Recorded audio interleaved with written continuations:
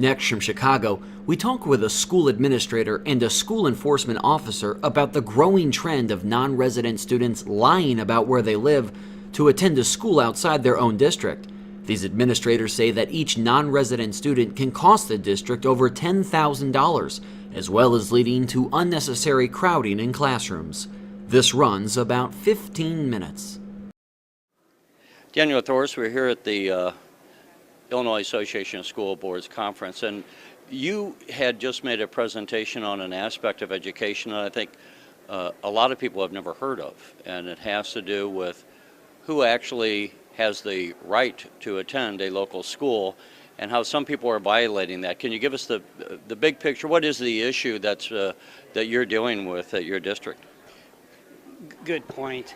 The district enrolls approximately 3,000 new students each year to our district.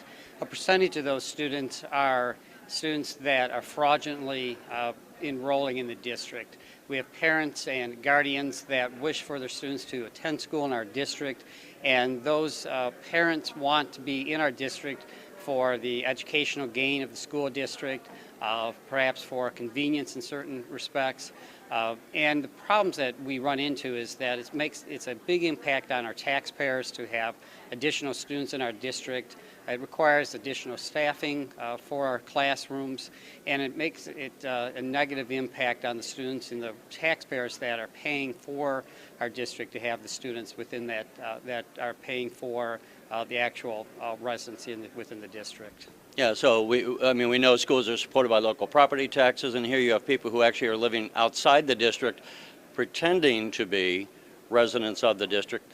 And I guess the motivation is maybe their home district is a poorer school, underperforming school, and they want to have their kids go to a higher performing school. Is that basically the gist?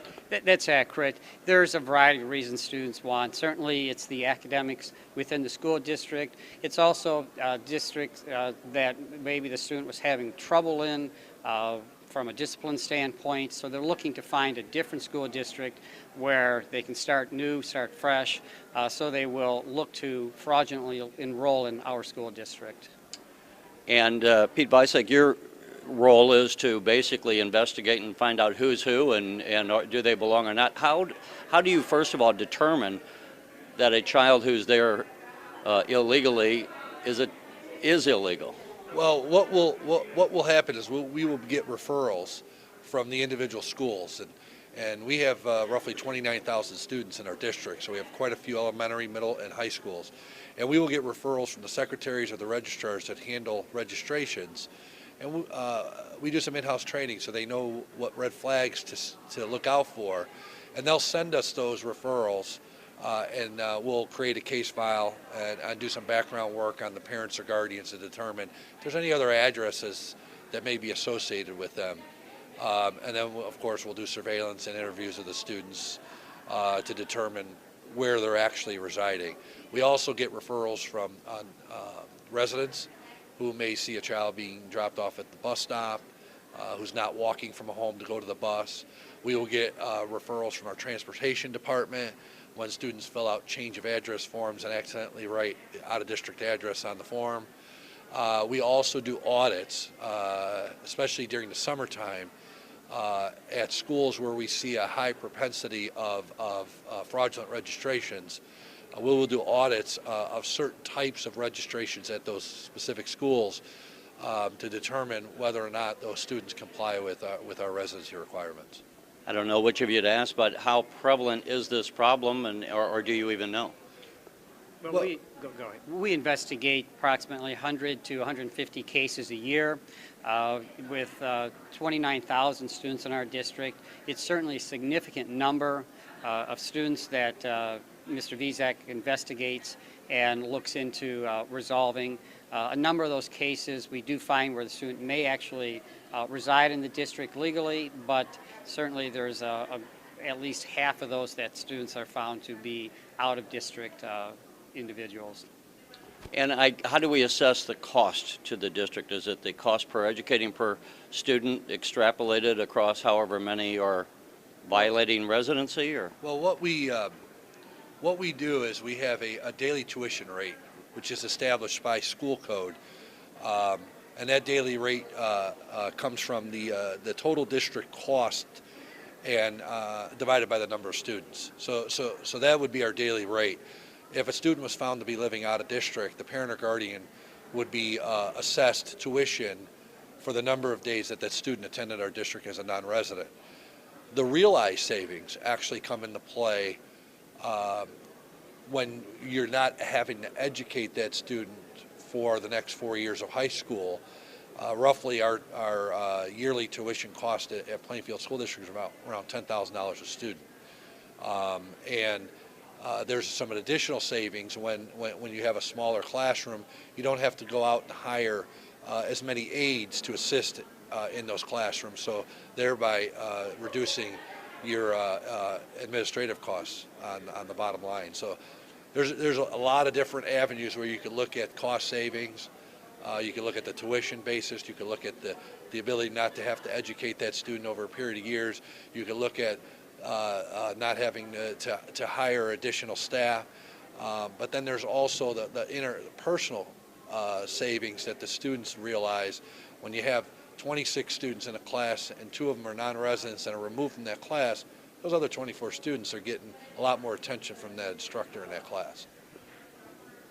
Are we talking, generally speaking, is it grade school kids? Is it high school level kids? What age group are we? We see it all across all of our elementary, middle, and high schools. We generally have seen some issues from neighboring communities where parents don't think that that school district serves their child properly. We'll see them trying to come into our district right before they attend high school. So we're seeing a big influx in students that may be non-resident students right before high school, so like 7th, 8th grade, so that there's a transition into our high schools. When you, Pete, when you find a student who is from out of district, first of all, a couple of questions. Do they have any appeal to this? Is there a hearing in which you present the evidence showing that they're not a resident? And then at whatever point they are dismissed from the school district, I mean, what happens as far as they may be 6 months through the school year? Do they then return to the school district of which they're a resident, or how does that work? Yeah, there is a policy and procedures in place, and the school code covers some of those outlines with regards to the rights of the student and the parent. Generally what we will do is if we find a student that's out of district, we will try to have a predisposition hearing meeting with the parent and present them with facts of our investigation and give them an opportunity to voluntarily withdraw their student from the district. At that meeting, we will also supply them with what the tuition would cost up to that disenrollment date, and then try to get them to sign off on some type of promissory note with our finance department so that they can make some timely payments so that their situation doesn't get sent to collections or something like that. So would that be conceivably in the thousands of dollars that they would owe the district? Oh, absolutely. I mean, I think in my tenure in 3 years at the district, I think the largest tuition bill that I've given out was about $81,000. I mean, that's a lot of money, and that's over a 4-year period with 2 students in that family. But generally, if we catch them, in the first semester, their tuition bill ranges anywhere between $1,000 and $3,000, depending on how many students are in the family. I can imagine these people are probably not wealthy to begin with, that they really wouldn't have the wherewithal to pay that tuition. Well, you'd be surprised. Some of these individuals have assets and the ability, and they actually own homes in out-of-district locations that are very nice homes, and they retain very good jobs. And I understand that they think they're doing a duty to their child by trying to put them in the best situation, educationally or maybe even sports related. It could be, but a lot of the parents have the ability to pay that tuition back. If that's the case and they're paying tuition to their district because they are paying their property taxes, can some of that tuition compensation, can they go back to the school and say, hey, on the other hand, I just saved you $10,000 by not educating my kids, so you owe me $10,000. That'd be up to that district, but I haven't seen that happen in the past yet, no. It seems like, all right. So, gentlemen, is there anything that you would say that other districts can learn, not just from an enforcement standpoint, but I mean, is there a larger issue here about the way we fund schools, or how do we take what we know here and go forward, and what should other districts know that you know? I'd suggest that districts be very cognizant that there are students that are likely not residents of the district, and to make sure that there are investigations that are done with that. It's only fair to that community who's providing the resources to the schools that they are educating and paying for the students that are within that district. It helps with the class sizes across our district and certainly other districts if they can predict the number of students that are in there within the school. And also it helps the students that go to school in their home district to be able to get to the school more easily. There's not issues with having to travel for a longer distance. So there's also some safety and attendance issues that arise with students that are attending school within the district or where they reside. All right, well, gentlemen, thank you for sharing your thoughts. All right, Thank you. You're watching the Illinois Channel, an independent nonprofit corporation formed to provide gavel-to-gavel coverage of Illinois state government and other public affairs events taking place across Illinois.